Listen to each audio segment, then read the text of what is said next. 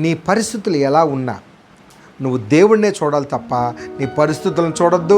ఆ పరిస్థితులకు కారణమైన దుష్టుడిని చూడొద్దు. ఆ పరిస్థితులకు కారణమైన మనుషుల్ని చూడొద్దు.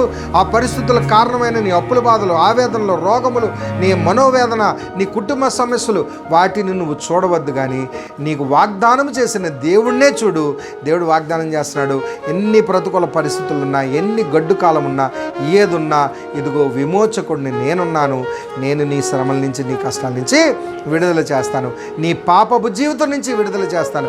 నువ్వున్న ఎంత భయంకరమైన బానిస జీవితమైన, చాలామంది తాగుడుకు బానిస అయిపోయారు, చాలామంది వ్యసనాలకు బానిస అయిపోయారు, చాలామంది లోక సంప్రదాయంలోకి బానిసలు అయిపోయారు, డబ్బు వ్యామోహంలో పడిపోయారు, చాలామంది పాపములో పడిపోతున్నారు, శరీరేచ్ఛలతో పడిపోతున్నారు.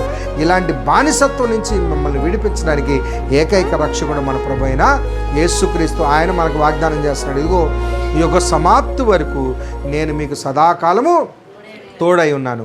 మన ప్రభు మనకు తోడై ఉన్నారు కనుక ఈ మాట చేత మనం ఆదరణ పొందుకొని మీ జీవితాల్లో ఉన్న ఆవేదనలు, కష్టములు, బాధలు, అది ఏదైనా స్పిరిచువల్ వార్ఫేర్, మన యుద్ధోపకరణములు ధరించుకొని దేవుడిచ్చిన వాగ్దానాన్ని చేత పట్టుకొని, ఇదిగో ప్రభు అని మీరు నాకు వాగ్దానం చేశారు, ఈ దినము నేను ఈ విధంగా ప్రయాణం అవ్వాలి, ఈ విధంగా నా జీవితంలో శరీరేచ్ఛలు జయించాలి, నా మానసిక ఒత్తిడిని జయించాలి, నా కుటుంబ సమస్యలు జయించాలి, ఈ లోకంలో నేను ప్రతి శోధనని జయించాలి, ప్రతి కష్టాన్ని జయించాలంటే నీ వాగ్దానాన్ని పట్టుకొని నేను అడుగుతున్నాను నాయన అని దేవుని సహాయం కోరుదాం.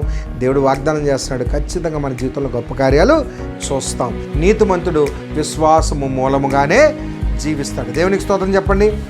నీతిమంతులకు అనేక శోధనలు ఉన్న ప్రతి శోధన నుంచి దేవుడు వారిని తప్పిస్తారు, విడిపిస్తారు. నీతిమంతుడు విశ్వాసంతోనే బ్రతుకుతాడు. దేవుడు మన పక్షాన ఉన్నారు. దేవుడు వాగ్దానం ఎప్పటికీ కూడా తప్పిపోదు. వాగ్దానం చేసిన దేవుడు నమ్మదగిన వాడు, వాగ్దానము మేరడు, తప్పడు.